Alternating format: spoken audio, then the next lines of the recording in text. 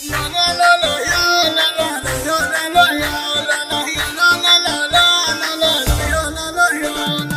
من وهدال بحي حسنك تعدى وصوفي وصفك ابيات دراجات في حلها. يا من وتهلى القنا ومخفبين السيوف، يا عزوة اللي سيوفه لاجلك يسلها. يا خشفري من مذير يا قوام الهنوف، اللي تبعثر عيون الحسد وتغلها.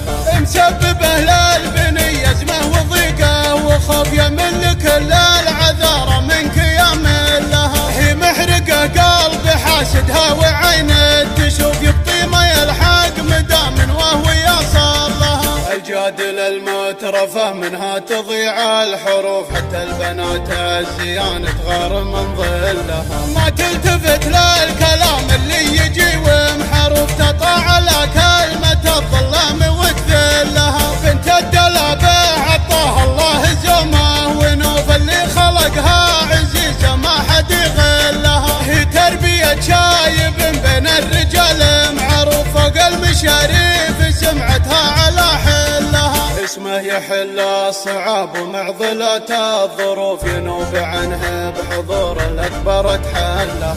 بنت النزيهة ومصيونة وغنجان عيوب، ما تخسر إلا الذي ما هو بكف لها. مجالس اخوانها مدها لكل الضيوف، اهل التراحيب واهل المرجلة كلها. لجا نهار العزاوي يوم دحم الكتوف، عزوة اخوانها والنعم كسب لها. وخواتها بالركادة والعقل والنوف، محد يماري رزانتهن ويحتلها. شعاعهن سبب شمس العذارى كسوف، اللي خذن من وصوف الحسن وجلها. بنات من هي تسبب للنساء حر جوف، نور تعل الكبود وكبد تبلها. يا من وهدال بحي حسنك تعدى وصوفي وصفك ابيات دراجات في حلها. يا من وتهلى القنا ومخفبين السيوف، يا عزوة اللي سيوفه لاجلك يسلها. يا خشفري من مذير يا قوام الهنوف، اللي تبعثر عيون الحسد وتغلها.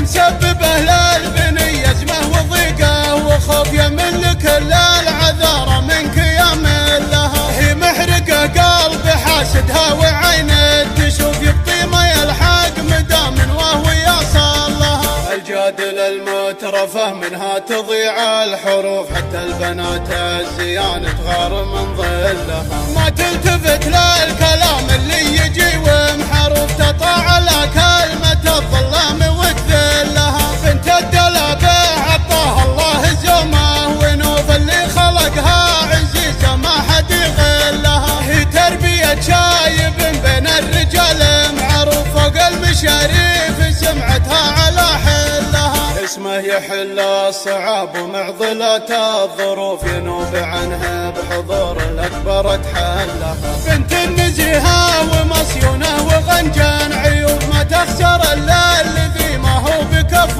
لها. مجالس اخوانها مدها لكل الضيوف، اهل التراحيب واهل المرجلة كلها.